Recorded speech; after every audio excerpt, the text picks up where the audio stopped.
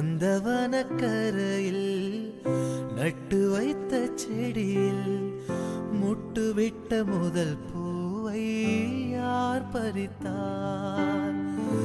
காதல தீண்டாத பூக்களில் தேனில்லை, இடைவெளி தாண்டாதே, என் வசம் நான் இல்லை.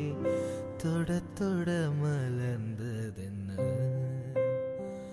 பூவே, தொட்டவனை மறந்ததென்ன?